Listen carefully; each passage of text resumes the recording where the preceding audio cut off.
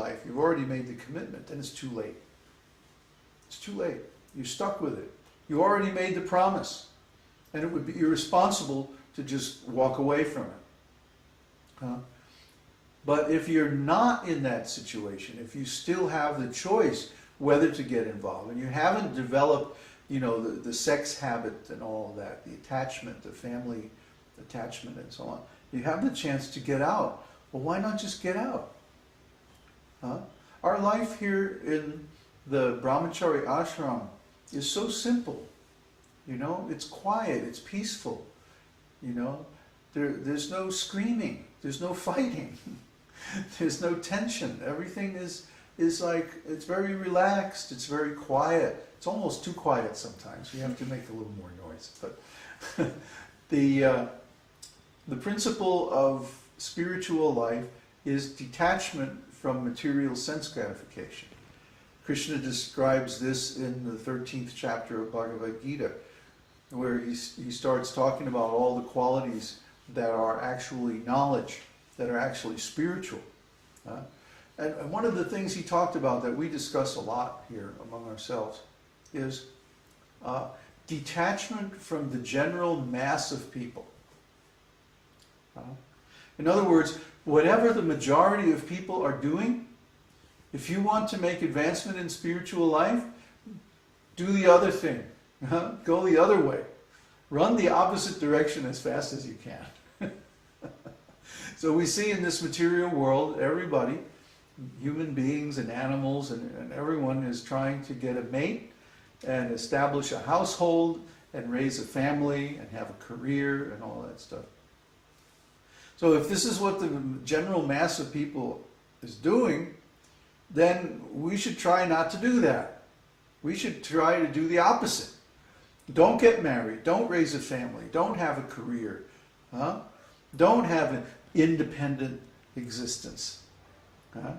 But join a spiritual association of pure devotees under the direction of a bona fide spiritual master who are serving God and who are not trying to accumulate all this stuff and everything.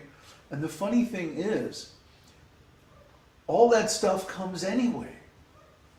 We have friends, we have nice relationships, we have a beautiful home, we have enough material wealth to take care of our needs and so on and so forth, just by Krishna's will. Kṛṣṇa takes care of his devotees.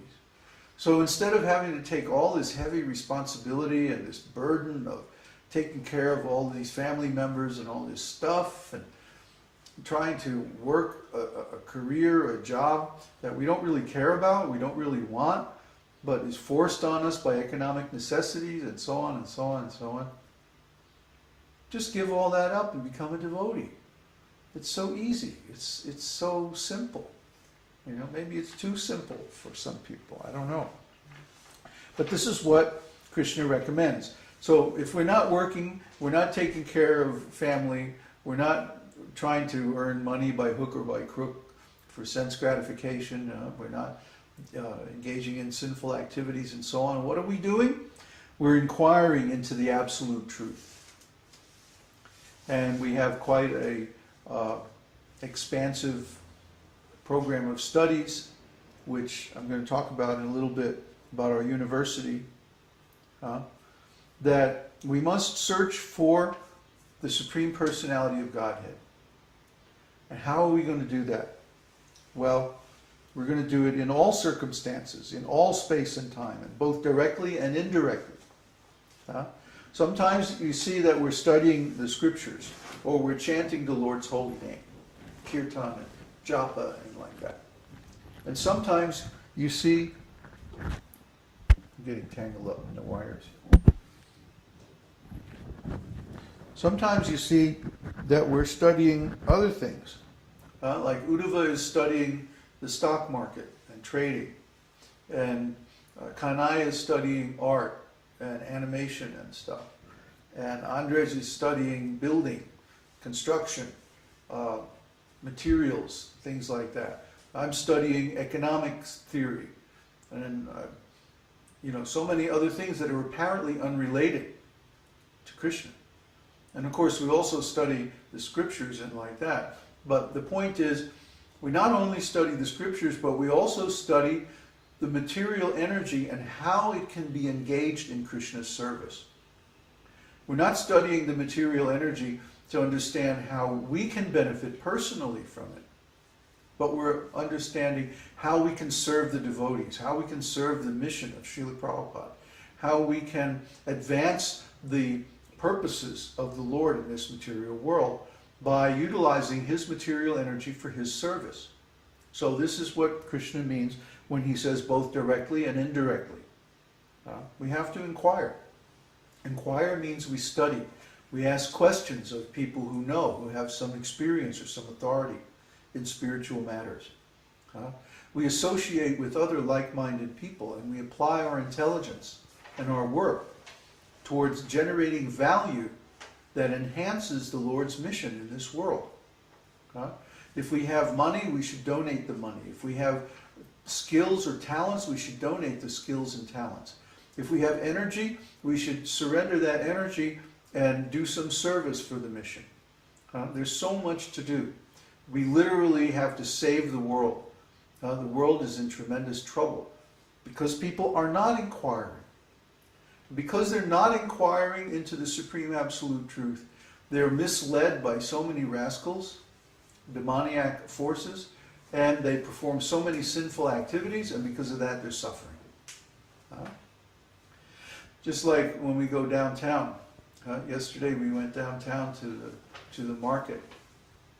And I always enjoy this. You know, sometimes the devotees are like, why do we have to go to the market? I don't want to go and be around all those materialistic people and all this stuff and bad smells and meat and that, But one very important lesson that we get is that we see how miserable and how dull the people in material consciousness are. I mean, really, they're like the people on the metro, riding in the subway, they're like dog-faced. I mean, they're really like, their faces are just so shriveled up and dried up and dull and dark looking, but the devotees are like unaffected by it, We're riding in the subway, but we're not in the subway. We're thinking of Krishna all the time. So we're happy, And the people in the market, I mean, there's that one guy in the, remember that herb store? Where we bought all the herbs and the grains. We have a stock of grains that's for 6 months, something. And we bought all this stuff. And there were 4 strong guys down at this herb store getting all these big bags of stuff, and then we took them out to the taxi and like that. So this guy, he's there every day of the week in his herb store. And all day, day after day, week after week, year after year, measuring out little bags of herbs and grains and stuff for his customers. This is his life. This is all he does. And he's a little bit intelligent because he's like a Vaishya. He's the owner of the store. But the guys that work for him, I mean, they're just like dogs. They're so dull, they're like almost completely inarticulate, You want, very, very, basic mentality. And these people, this is their whole life. They do this day after day. It would drive me crazy. I couldn't do it. I won't do it. I haven't done it. I never will do it. But what they're doing is they are trying to work within this materialistic system. And they're not inquiring into the absolute truth. Because they're not inquiring into the absolute truth, there's so many things that are hidden from them. And their whole existence is within this material illusion.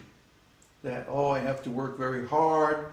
The only enjoyment I can get is a little family life, a little sense gratification. And other than that, life is so hard, and I have to suffer so much, and work so hard, and be in the middle of this big, crowded marketplace, and do all this stuff.